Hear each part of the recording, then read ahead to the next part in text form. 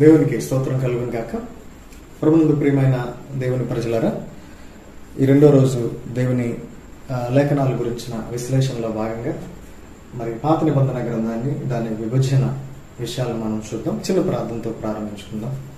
పరిశుద్ధుడు అయిన తండ్రి, కరుణామయుడైన ప్రభువా, నీ వాక్యాన్ని ధ్యానించడం ద్వారా నిన్ను గురించి తెలుసుకోవడానికి, నీకు సమీపంగా రావడానికి మరి చక్కటి అవకాశాన్ని అనుగ్రహించారు.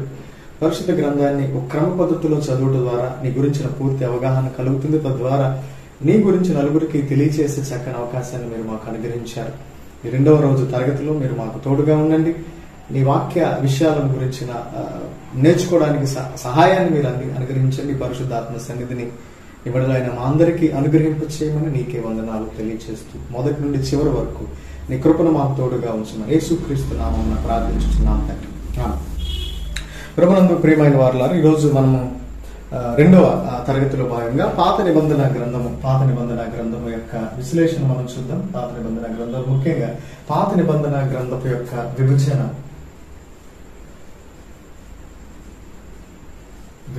ముఖ్యంగా పాత నిబంధన గ్రంథంలో మరి మొత్తం మనందరికీ తెలిసిన రీతిగా 39 పుస్తకాలు ఉన్నాయి. పాత నిబంధన గ్రంథం 39 పుస్తకాలు ఉన్నాయి.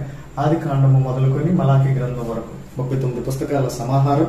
ఈ 39 పుస్తకాల్లో మనకు కనపడుతుంది ఏంటంటే దేవుని ప్రజల చరిత్ర, the people of God, the story of the people of God or the history of the people of God. దేవుని ప్రజల యొక్క చరిత్ర, లేకపోతే దేవుని ప్రజల యొక్క దినవృత్తాంతాలు, లేకపోతే దేవునికి దేవుని ప్రజలకు మధ్య జరిగిన సంఘటనలు, దేవుని ప్రజల యొక్క జీవన విధానం అంతా ఈ యొక్క పాత నిబంధన గ్రంథంలో వివరించడం జరిగినది.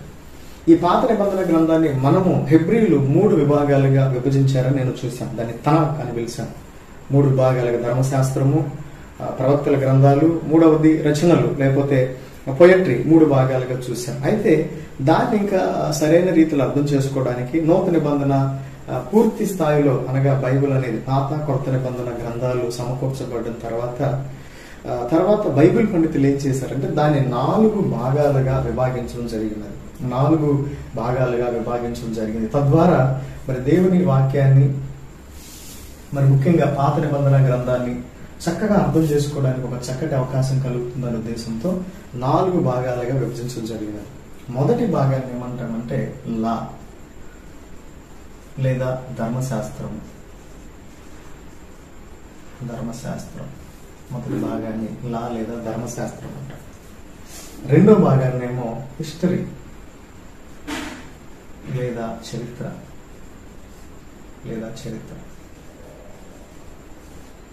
మూడో భాగాన్ని మనం ఏమని పిలుస్తామంటే poetry, wisdom literature or poetry or wisdom literature. నాలుగవది prophetical books, prophecies.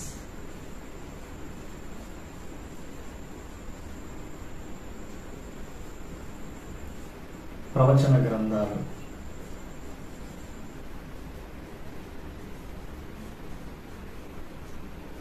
Prophetical books లేదా ప్రాఫెసీస్. ఇలా 4 భాగాలుగా విభజించడం జరిగినది. ధర్మశాస్త్రం మొదటి భాగాన్ని ఏమో ధర్మశాస్త్రం అని, రెండో భాగాన్ని చరిత్ర గ్రంథాలని, మూడో భాగాన్ని ఏమో విజ్డమ్ లిటరేచర్ జ్ఞాన గ్రంథాలు లేదా కావ్య గ్రంథాలని, 4వ భాగాన్ని ఏంటంటే ప్రొఫెటికల్ బుక్స్ లేదా ప్రాఫెసీస్ ప్రవచన గ్రంథాలు. ఇలా 4 భాగాలు విభజించారు. ఎందుకు 4 భాగాలు విభజించడం అంటే ఏంటంటే ఎప్పుడైనా మనం ఒక విషయాన్ని నేర్చుకునేటప్పుడు ఆ భాగాన్ని సాధారణంగా ఏంటంటే విషయాన్ని పూర్తిగా అర్థం చేసుకోవడానికి మనం ఏంటంటే భాగాలుగా విభజించి చదువుతూ ఉంటాం. సాధారణంగా బైబిల్ గ్రంథం అంటే ఇది మామూలు విషయం కాదు. It's not an ordinary book. As I said yesterday, it is not written in Telugu or English language. అదేదో మనకు వచ్చిన భాషలో రాయబడిన గ్రంథం కాదు. ఇది ఆదిమ హెబ్రీ భాషలోను గ్రీక్ భాషలోను రాయబడిన ఒక పవిత్రమైన గ్రంథం.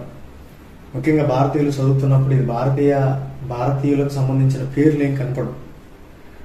మన భారతీయులు తెలుగు వాళ్ళు పెట్టుకునే పేర్లు మనకు కనపడవు. ముఖ్యంగా ఇది మనం ఉంటున్న భారతీయ సంస్కృతిలో జరిగిన చరిత్ర కాదు. మనము పశ్చిమ ఆసియా ప్రాంతంలో మెడిటేరియన్ సముద్ర అంచున జరిగిన ఒక ఇతివృత్తాంతాన్ని, సమాహారాన్ని, చారిత్రక సంఘటనలు ధ్యానం చేస్తూ ఉన్నప్పుడు ఈ పరిశుద్ధ గ్రంథం ఇచ్చిన లేఖనాల ఆధారంగా ఏంటంటే బైబిల్ని ఈ 4 భాగాలుగా విభజించుకుని చదువుట ద్వారా మనకు ఒక చక్కని అవకాశం ఉంటుంది. అంటే ఈ నాలుగు ప్రత్యేక విషయాలు మనకు అందజేస్తాయి. నాలుగు ప్రత్యేకమైన విషయాలు. ధర్మశాస్త్రం అంటే మన ఆధారంగా లా అంటే ఏంటి? ధర్మశాస్త్రం. What is mean by law? Law అంటే ఏంటి? ఈ నియమాలు, ఆజ్ఞలు. అంటే నియమాలు లేదా ఆజ్ఞలు, నియమాలు లేదా ఆజ్ఞలు కదా, నియమాలు లేదా ఆజ్ఞలు లేదా శాసనాలు. అంటే ఈ ధర్మశాస్త్రం అనే విభాగంలో మనకు కనపడేది ఏంటంటే దేవుడు తన ప్రజలకు ఇచ్చిన నియమాలు, దేవుడు తన ప్రజలకు ఇచ్చిన ఆజ్ఞలు, దేవుడు తన ప్రజలకు ఇచ్చిన శాసనాలు. అంటే అది దేనికి సంబంధించినవి కావచ్చు, ప్రజలకు సంబంధించినవి కావచ్చు, లేదా దేవాలయ క్రతువులకు సంబంధించినవి కావచ్చు, లేకపోతే సమాజంలో కోడ్ ఆఫ్ లా కావచ్చు, రిలీజియస్ విషయానికి సంబంధించిన కావచ్చు, లేకపోతే మానవ హక్కులు, ప్రజల హక్కులకు సంబంధించిన నియమాలు కావచ్చు. అంటే ఒక రకంగా చెప్పాలంటే it is a constitution of a people. The constitution of the people has written. ఈ భాగంలో మనకు కనబడేది ఏంటంటే ప్రజల యొక్క రాజ్యాంగం, దేవుని ప్రజలు అవలంబించాల్సిన రాజ్యాంగం అనేది ద పీపుల్స్ కాన్స్టిట్యూషన్ అనొచ్చు. Constitution and code of law.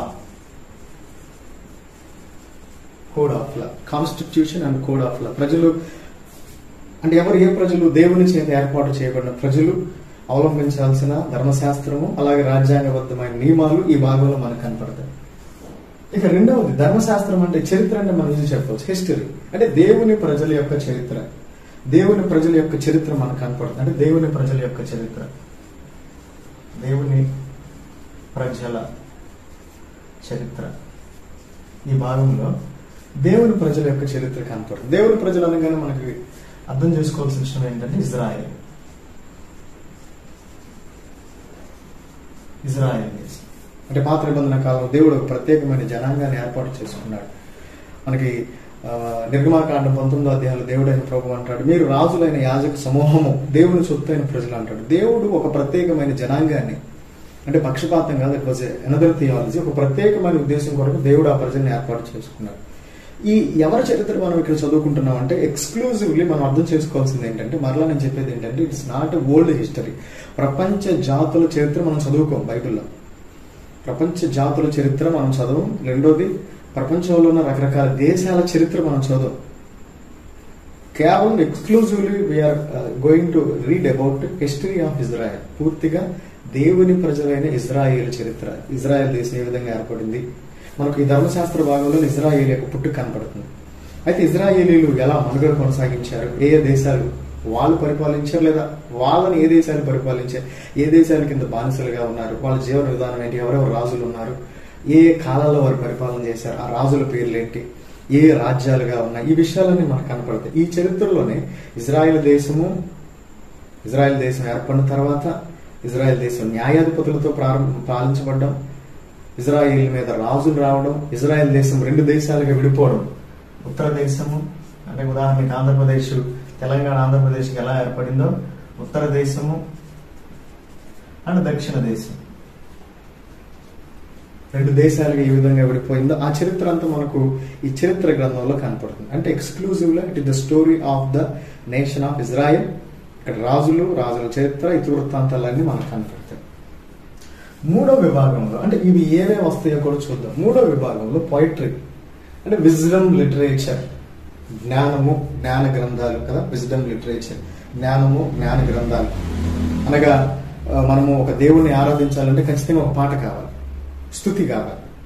If you want to worship a god, we just మనం ఏం చేస్తామంటే ఒక సంకీర్తనను ఆలపిస్తాం. అంటే దైవ సంబంధమైన ఆరాధనలో మనము పాటలు, కీర్తనలు, సంకీర్తనలు, సంగీతము ఇవన్నీ మనకు కనపడతాయి. ఈ విజ్డమ్ లిటరేచర్లో, జ్ఞాన గ్రంథంలో మనకు కనిపించే విషయాలు ఏంటంటే దైవ సంబంధమైన ఆరాధన అంటే దానికి సంబంధించిన కీర్తనలు, ఆరాధన, జ్ఞానం, విజ్డమ్.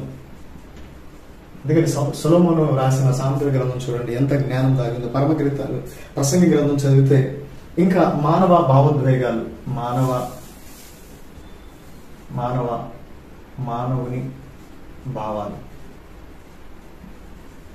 మానవుని భావాలు అంటే అతనికి ఉన్న సంతోషం, దేవుని దగ్గర పంచుకోవడం, అతనికి ఉన్న ఆవేదన. ఉదాహరణకు యోబు గ్రంథం చూసినట్లయితే అది జ్ఞాన గ్రంథము. దానిలో ఎన్ని భావాలు కనపడతాయి. యోబుకును తన స్నేహితులకు మధ్య డిస్కషన్లో ఎన్నో భావోద్వేగాలు వ్యక్తీకరించబడతాయి. విలాప వాక్యాలు మనం ఫర్ ఎగ్జాంపుల్ ప్రసంగి గ్రంథంలో చూస్తే ఒక వైరాగ్యం మనకు కనపడదు. ఒక భక్తుడు అంతా అనుభవించిన తర్వాత, లోకాన్నంతా చూసిన తర్వాత, ఆ లోకంలో తిరిగినంత తర్వాత అతడు అనుభవించిన ఆ జీవిత విధానంలో అతడు ఏం చూశాడు, ఏం కోల్పోయాడు కదా, ఒక వైరాగ్య స్థితి అనేది మనకు కనపడుతుంది. ఇట్లా ఈ విజ్డమ్ లిటరేచర్లో మనకు దైవ సంబంధమైన ఆరాధన, జ్ఞానము, మానవుని యొక్క రకరకాల భావోద్వేగాల సమాహారము ఈ యొక్క పోయిట్రీలో మనకు కనపడుతుంది. ఈ పోయిట్రీని మనం ధ్యానం చేస్తూ ఉన్నప్పుడు చాలా జాగ్రత్తగా ధ్యానం చేయాలి.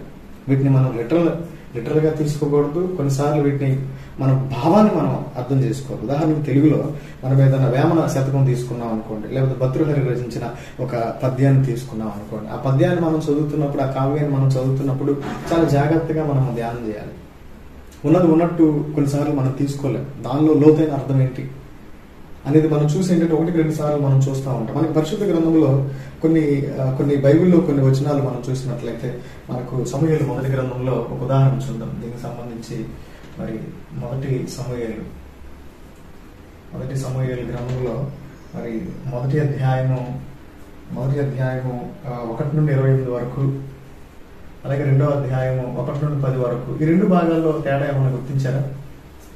అంటే ఒకటే పుస్తకంలో 2 రకాల రచనలు మనకు కనపడతాయి.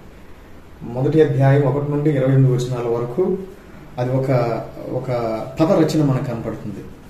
పద రచన, it's like narration of a story, అంటే ఒక నేరేషన్ కనపడుతుంది. అదే 2వ అధ్యాయం 1 నుండి 10 వచనాల వరకు చూసినట్లయితే అక్కడ ఒక భావ వ్యక్తీకరణ, అంటే ఒక పద్యం లాగా, ఒక కీర్తన లాగా, ఒక కావ్యం లాగా కనపడుతుంది. అందుకనే పరిశుద్ధ గ్రంథంలో ఒక ప్రత్యేకమైన విభాగం, అలాంటి ఒక ప్రత్యేకమైన విభాగం అనేది మనకు ఉంటుంది. దాన్నే విజ్డమ్ లిటరేచర్, పోయిట్రీ. దీనిలో కొన్ని పుస్తకాలు చేర్చబడ్డాయి.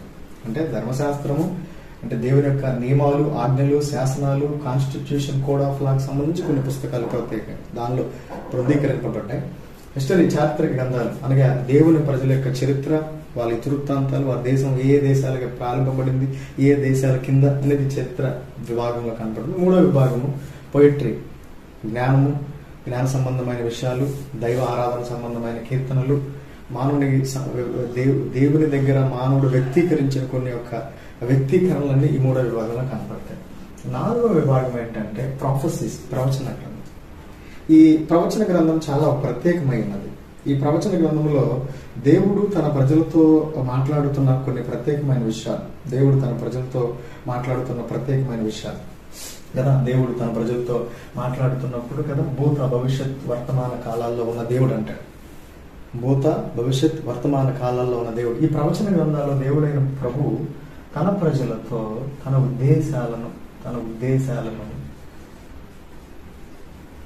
ఉద్దేశాలను తెలియపరిచేవాడు.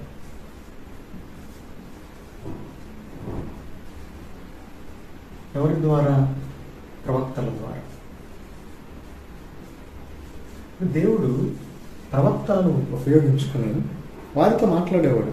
ఇజ్రాయెల్ దేశం గురించి, యోధా దేశం గురించి, లేకపోతే ఇజ్రాయేల్ చుట్టుపక్కల ఉన్న బబులోను గురించి, తూరు గురించి, ఐగుప్తు గురించి, అంటే ఎవరైతే ఇజ్రాయెల్ దేశం మీద యుద్ధం చేస్తున్నారో, శత్రు దేశాలుగా ఉన్నారో ఆ దేశాలకు సంబంధించిన విషయాల గురించి దేవుడు కొంతమందిని, ప్రత్యేకమైన వ్యక్తులను ఏర్పాటు చేసుకుని తన ఉద్దేశాన్ని వాళ్ళకి చెప్పి వాళ్ళ ద్వారా ఆ ప్రజలతో మాట్లాడించేవాడు. అలా దేవుడు తన ప్రవక్తలతో తన ఉద్దేశాన్ని ఏదైతే తెలియపరిచాడో అవన్నీ ఈ ప్రవచన గ్రంథాల్లో వ్రాయబడ్డాయి. అర్థమైంది కదా. దేవుడు తన ప్రజలతో మాట్లాడుతూ వచ్చాడు. అన్ని కాలంలో దేవుడు ప్రజలతో మాట్లాడుతూ వచ్చాడు. కానీ కొన్ని ప్రత్యేక సమయాల్లో కొన్ని ప్రత్యేక సందేశాలు దేవుడు సామూహికంగా ఇచ్చేవాడు. అంటే ఒక దేశానికో, ఒక రాజ్యానికో, ఒక ప్రజలకో దేవుడు అందిస్తూ ఉండేవాడు. అందుకని ఆయా కాలాల్లో దేవుడు కొంతమంది ప్రత్యేకమైన ప్రవక్తలను ఏర్పాటు చేసుకుని, ఆ ప్రత్యేకమైన ప్రవక్తలను ఏర్పాటు చేసుకుని ఆ ప్రవక్తల ద్వారా తన ఉద్దేశం, ఆ ఉద్దేశంలో ఏమేమి ఉంటాయి? భవిష్యత్తులో జరిగిన విషయాలు మాట్లాడేవాడు, ఇప్పుడు జరుగుతున్న విషయాలు మాట్లాడుతూ ఉండేవారు. భవిష్యత్తులో వాళ్ళకి ఏం జరగబోయేది అంటే భూతకాలంలో, వర్తమాన కాలంలో, మూడోది భవిష్యత్ కాలంలో తాను ఏం చేయబోతున్నాడో ఆ విషయాలన్నీ సమాహారము ఈ ప్రవక్తలు వాళ్ళతో చెప్పేవారు. వాళ్ళకు సంబంధించిన గ్రంథాలన్నీ ఈ విభాగంలో చేర్చబడ్డాయి. ఈ విభాగము చాలా ప్రత్యేకమైంది. ఈ విభాగాన్ని ధ్యానం చేయాలంటే చాలా కొంచెం నిర్దిష్టమైన విధి విధానాలు ఉపయోగిస్తే తప్ప, కార్యాచరణతో తప్ప ఈ ప్రవచన గ్రంథాన్ని అర్థం చేసుకోవడం చాలా కష్టం. ఈ చారిత్రక సంఘటనలను చదువుతున్నప్పుడు త్వరగా మనకు అర్థమవుతాయి. అంటే కొంచెం కన్ఫ్యూజన్ ఉంటుంది. రాజుల పేర్లు, సంవత్సరాలు, ఆయన తర్వాత ఈయన వచ్చాడు, ఈ దేశాన్ని పరిపాలన చేశాడు. కొంచెం చరిత్ర కాబట్టి చదవడానికి కొంచెం తేలిగ్గా ఉండొచ్చు, అర్థం చేసుకోవడానికి కొంచెం తేలిగ్గా ఉండొచ్చు. కానీ ప్రవచన గ్రంథాలు ఉద్దేశాలు ఉంటాయి. దీనిలో భూత, భవిష్యత్, వర్తమాన కాలాలకు సంబంధించిన సమాచారము ఇంక్లూడ్ అయింది. కాబట్టి ఈ ప్రవచన గ్రంథాలు ధ్యానం చేస్తున్నప్పుడు కొంచెం నిర్దిష్టమైన పద్ధతులను ఉపయోగించి ధ్యానం చేయడం ద్వారా ఆ ప్రవచనాలను అర్థం చేసుకునే అవకాశం ఉంటుంది. లేకపోతే ప్రవచనాలను తప్పుగా మరి అర్థం చేసుకునే అవకాశం ఉంటుంది. అయితే ఈ సమయంలో ఏ ఏ పుస్తకాలు ఏ విభాగం కిందకు వస్తాయో చూద్దాం. మొట్టమొదటిగా ఈ ధర్మశాస్త్రం కిందకు వచ్చేసరికి ఆదికాండం నుండి ద్వితీయోపదేశ కాండం వరకు.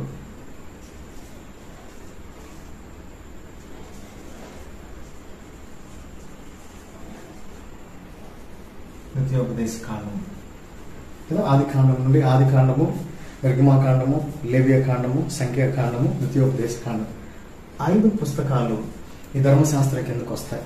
ఈ 5 పుస్తకాల్లో మనందరికీ తెలిసిన రీతిగా సృష్టి క్రమము, తర్వాత దేవుడు తన ప్రజలను ఏ విధంగా ఏర్పాటు చేసుకున్నాడు, ద ఆరిజిన్ ఆఫ్ ఇజ్రాయిల్ పూర్వీకులు ఎవరు? అబ్రహాం, ఇస్సాకు, యాకోబు. వాళ్ళు ఏ విధంగా దేవుడు పిలుచుకున్నాడు, ఇవన్నీ విషయాలు. తర్వాత ముఖ్యంగా నిర్గమాకాండంకి వచ్చేసరికి దేవుడైన ప్రభువు ఇజ్రాయేలీ బిడ్డలతో మాట్లాడు తన ధర్మశాస్త్రాన్ని ఏ విధంగా ఇచ్చాడు. లేవియాకాండము, సంఖ్యాకాండము, ద్వితీయోపదేశ కాండములు మనం చూసినట్లయితే ద్వితీయ ఉపదేశము అంటే మోషే రెండవసారి ఉపదేశించిన, అనగా సినాయి పర్వతం దగ్గర దేవుడు మోషేతో మాట్లాడించాడు. మొత్తం ఆజ్ఞల సమాహారం అంతటిని దేవుడు ఏమేమి మాట్లాడుతున్నాడు మనకు కదా. ముఖ్యంగా ఈ ఆజ్ఞల సమాహారం మనకు నిర్గమాకాండము మనకు ముఖ్యంగా ప్రత్యేక విషయాలు 20వ అధ్యాయంలో the core theme of the law, the core of the Israel law అంటే ఇజ్రాయిల్ యొక్క constitution or Israel code of law. Israel code of law ముఖ్యంగా ఈ నిర్గమాకాండము అంటే కదా మన భాషలో చెప్పాలంటే 10 ఆజ్ఞలు. 10 ఆజ్ఞలు ఇజ్రాయేలీల యొక్క ధర్మశాస్త్రానికి మూలం. It is a kind of preamble. మనకి ఇండియన్ కాన్స్టిట్యూషన్ కి ప్రియాంబుల్ ఉంటుంది, పీఠిక. It's like that for them. It's primary principles of the law. దాన్ని బేస్ చేసుకుని చట్టం అంతా దేవదేవుడు ఈ 10 ఆజ్ఞల్ని దేవుడు ఏం చేశాడు? 2 రాతి పలకల మీద రాసి దాన్ని భద్రపరచమన్నాడు. These are the primary source of the law. ఈ 5 పుస్తకాల్లో దేవుడు తన ఇజ్రాయేల్ ప్రజలతో మాట్లాడిన ధర్మశాస్త్రం అంతా ఉంటుంది. తర్వాత హిస్టరీ పుస్తకాలకు వచ్చేసరికి మనకు యెహోషువ గ్రంథం దగ్గర నుండి యెహోషువ దగ్గర నుండి మనకు న్యాయాధిపతులు,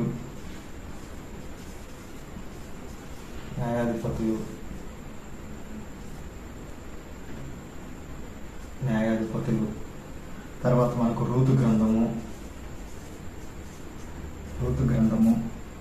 సమూయేలు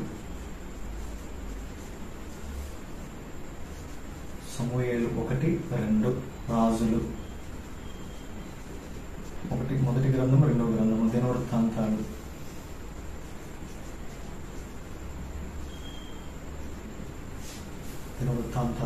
మొదటి గ్రంథము, 2వ గ్రంథము.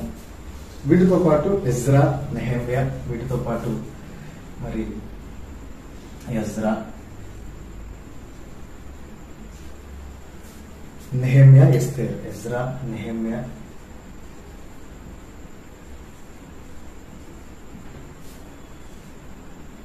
ఎస్తేర్.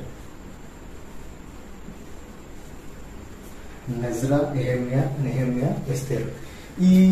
ఈ గ్రంథాలన్నీ చారిత్రక. యెహోషువ న్యాయాధిపతుల గ్రంథము, రూతు గ్రంథము, సమూయేలు మొదటి గ్రంథము, సమూయేలు 2వ గ్రంథము, రాజుల మొదటి గ్రంథము, రాజులు 2వ గ్రంథము, దినవృత్తాంతాల మొదటి గ్రంథము, దినవృత్తాంతాలు 2వ గ్రంథము, ఎజ్రా గ్రంథము, నెహెమ్యా, ఎస్తేర్.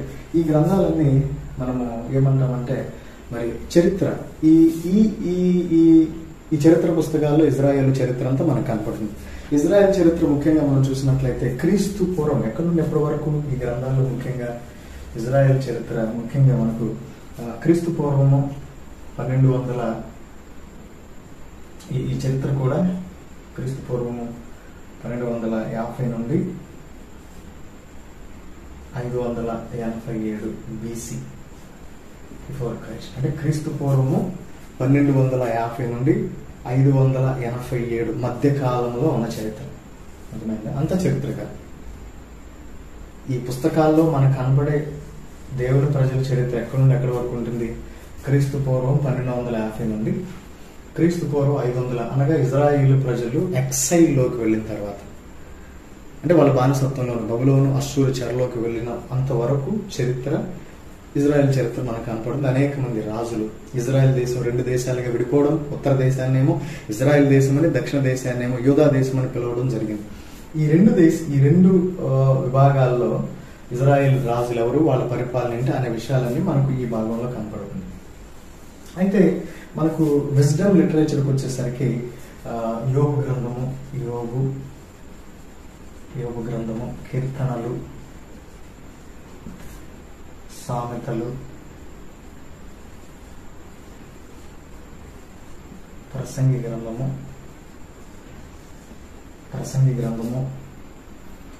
ఇంకా మనకు ఈ ప్రత్యేకమైన విభాగంలో కనపడతాయి. యోబు గ్రంథము, కీర్తనలు, సామెతలు, ప్రసంగి అండ్ లాస్ట్గా పరమగీతములు, సాంగ్స్ ఆఫ్ సాంగ్, పరమ గీతములు.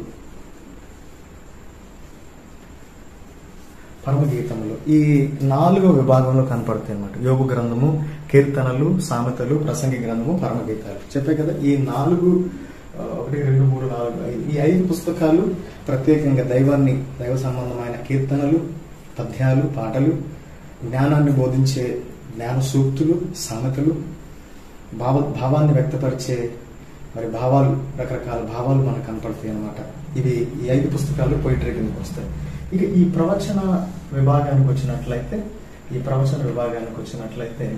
దీన్ని 2 భాగాలుగా విడగొట్టారు పండితులు. 2 భాగాలుగా విడగొట్టారు. ఏంటంటే major prophets and minor prophets. కొంచెం దీన్ని రబ్ చేస్తాను ఇక్కడ. Major prophets and minor prophets. Major prophets అంటే పెద్ద ప్రవక్తలు, చిన్న ప్రవక్తలు. ఎందుకు వాళ్ళు పెద్ద ప్రవక్తలు, చిన్న ప్రవక్తలు అని విభజించారంటే not based on their age, based on their property, not based on their criteria. మిగతా ఏ క్రైటీరియా తీసుకోలేదు, కానీ వాళ్ళు ప్రవచించిన కాలం. ఎందుకు వాళ్ళు పెద్ద ప్రవక్తలు అన్నారంటే ఎక్కువ కాలం దేవుడు వాళ్ళని వాడుకున్నాడు, అంతే. ఎక్కువ కాలం దేవుడు వాళ్ళని వాడుకున్నాడు. ఉదాహరణకి యెషయా గ్రంథం చూడండి, 66 అధ్యాయాలు ఉంటాయి, 3 భాగాలుగా విభజించారు. 65 అధ్యాయాలు అంటే దేవుడు ఒకేసారి మాట్లాడింది కాదు, అనేక సంవత్సరాలు దేవుడు. అలాగే ఇర్మీయా గ్రంథాన్ని చూస్తే 52 అధ్యాయాలు, యెహెజ్కేలు గ్రంథాన్ని చూస్తే 48 అధ్యాయాలు. అంటే దేవుడు ఎక్కువ కాలము వాడుకున్న ప్రవక్తలు వాళ్ళు రాసిన గ్రంథాలని పెద్ద ప్రవక్తల గ్రంథాలు. అంటే దేవుడు కొంతమంది ప్రవక్తలను వాడుకున్నారు, వాళ్ళు రచించిన ప్రవచనాల నిడివి తక్కువ. ఫర్ ఎగ్జాంపుల్ కొన్ని ప్రవచన గ్రంథాలు 1 అధ్యాయం ఉంటుంది, కొన్ని 2 ఉంటాయి, కొన్ని 3 ఉంటాయి. అట్లా ప్రవచన యొక్క నిడువు కాల పరిమితిని బట్టి కొంతమందిని పెద్ద ప్రవక్తలు, కొంతమందిని చిన్న ప్రవక్తలు ఉన్నారు. అయితే పెద్ద ప్రవక్తలు లిస్టుకు వచ్చిన వాళ్ళు ఎవరు? పెద్ద ప్రవక్తలు లిస్టుకు వచ్చిన వాళ్ళు మనందరికీ తెలిసి, మొదటిగా యెషయా, రెండవది ఇర్మీయా, మూడవది యెహెజ్కేలు. ఇర్మీయా రాసిన గ్రంథాన్ని మనం చూద్దాం. యెహెజ్కేలు.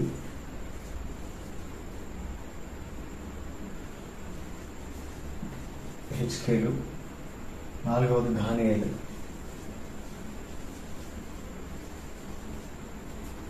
ఈ ఇర్మీయా రాసిన గ్రంథం ఒకటి ఉంది, విలాప వాక్యాలు.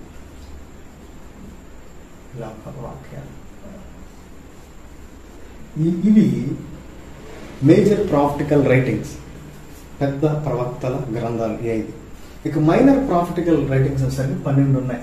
ఇక మన అందరికీ తెలుసు, మరి హోషేయ దగ్గర నుండి మలాఖీ వరకు.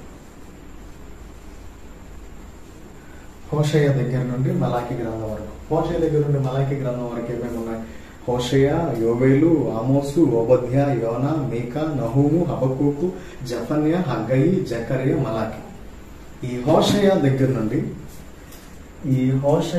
నుండి మలాఖీ గ్రంథం వరకు ఉన్న విభాగం. హోషేయ దగ్గర నుండి మరి మలాఖీ గ్రంథం వరకు ఉన్న విభాగాన్ని హోషేయ 2.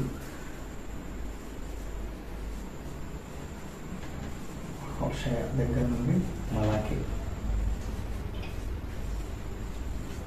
హోషేయ దగ్గర నుండి మలాకి గ్రంథం వరకు ఉన్న విభాగాన్ని మనం ఏమని పిలుస్తామంటే ఇంకా చిన్న ప్రవక్తల గ్రంథాలు. చిన్న ప్రవక్తల గ్రంథాలు అర్థమైంది. ఇలా ధర్మశాస్త్రం 5 పుస్తకాలు, ఈ యెహోషువ దగ్గర నుండి దినవృత్తాంతాల గ్రంథాల వరకు చారిత్రక పుస్తకాలు, పొయిట్రీ ఈ యొక్క 5 పుస్తకాలు. తర్వాత మనకు ప్రాఫెసీస్కి వచ్చేసరికి మరి major prophetical writings, minor prophetical writings, ఇట్లా ఈ 4 విభాగాలు, 4 ప్రత్యేకమైన అంశాల గురించి మనం వివరిస్తాం కదా. ఆది కాండం నుండి ద్వితీయోపదేశ కాండం వరకు దీన్ని ధర్మశాస్త్రం అన్నారు. యెహోషువ దగ్గర నుండి మరి ఎజ్రా, నెహెమ్యా వీళ్ళందరూ చారిత్రక గ్రంథాలు. తర్వాత పొయిట్రీ అనగా ఆరాధన, పద్యాలు, కీర్తనలు, జ్ఞానం అందించే వాటిని విజ్డమ్ లిటరేచర్, పొయిట్రీ కిందకు వస్తాయి. ప్రవచనాలు, దేవుడు తన ప్రజలతో మాట్లాడిన ఉద్దేశాలు, ప్రవచన గ్రంథాలు, అవి పెద్ద ప్రవక్తల గ్రంథాలు, చిన్న ప్రవక్తల గ్రంథాలు. పెద్ద ప్రవక్తల గ్రంథాలు ఏమో యెషయా, ఇర్మియా, హెజ్కేలు, దానియేలు. ఇర్మియా రచించిన విలాప వాక్యాలు. మైనర్ ప్రాఫిటికల్ వచ్చేసరికి యెహోషువ దగ్గర నుండి చివరి పుస్తకమైన మలాకి గ్రంథం వరకు వీటిని చిన్న ప్రవక్తల గ్రంథాలు అంటారు. చివరిగా ఈ 4 ఒక మాటలో చెప్పాలంటే ఏమేమి అర్థం చేసుకుంటారు ఈ 4లో అనేది మనం ఒకసారి అర్థం చేస్తే, ధర్మశాస్త్రంలో దేవుని నియమాలు కనపడతాయి. దేవుని ధర్మశాస్త్ర గ్రంథంలో దేవుని నియమాలు. హిస్టరీలో మనకేం కనపడుతుంది? దేవుని విశ్వసనీయత, దేవుని విశ్వసనీయత.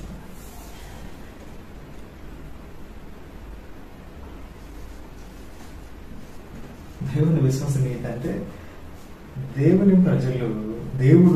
ప్రజల్ని ఏ విధంగా కాపాడుతూ వచ్చాడు, వాళ్ళని ఏ విధంగా రక్షిస్తూ వచ్చాడు.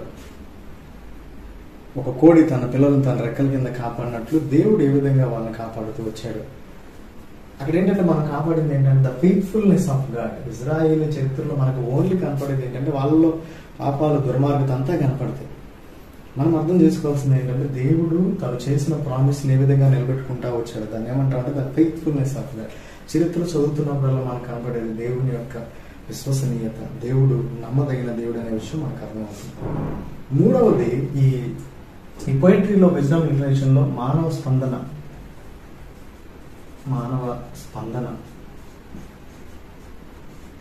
అంటే మనిషి దేవునితో ఎలా స్పందించాడు? ఒక స్తుతి కీర్తన పాడుట ద్వారా, యెహోవా నా కాపరి, నాకు లేమి కలగదు, పచ్చిక గల చోట్ల ఆయన నన్ను పరుండు చేసి ఉన్నాడు అంటాడు కదా. అట్లా మానవ స్పందన, మానవుడు దేవుని యొక్క జ్ఞానాన్ని పొందుకుని చెప్పాడు. సామెతల గ్రంథంలో, ప్రసంగి గ్రంథంలో మానవుడు స్పందించాడు, తన జ్ఞానాన్ని ప్రబోధించాడు. ప్రవక్తల గ్రంథంలో మనకు కనపడేది ఏంటిది?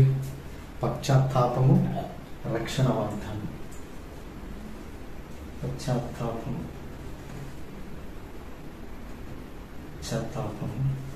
ప్లస్ రక్షణ వాగ్దానం.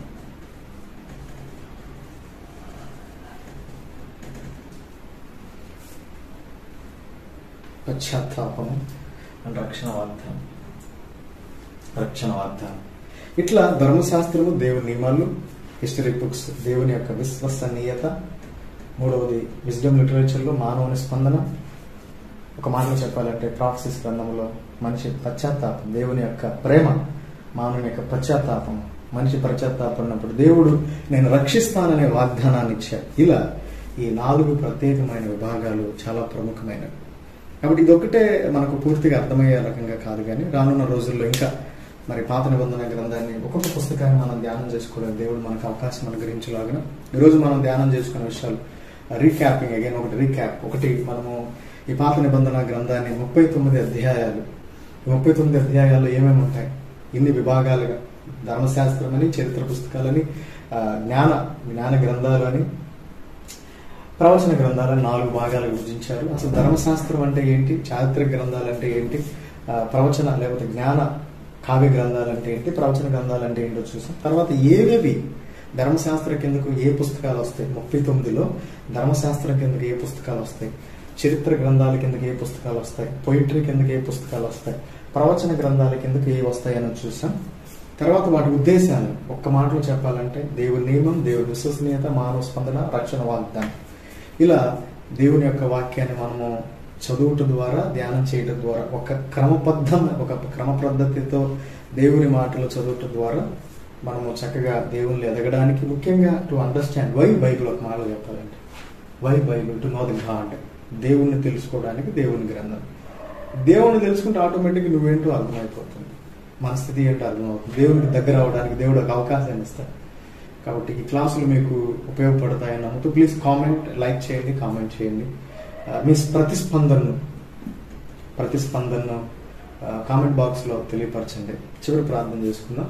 పరిశుద్ధమైన దేవ, ఈ 2వ క్లాసులో ఈ మాటలు ధ్యానం చేసుకోవడానికి, ముఖ్యంగా ఈ పాత నిబంధన గ్రంథాన్ని 4 భాగాలుగా, నేను కాదు ఎన్నో సంవత్సరాల కిందట బైబిల్ పండితులు 4 భాగాలు విభజించారు.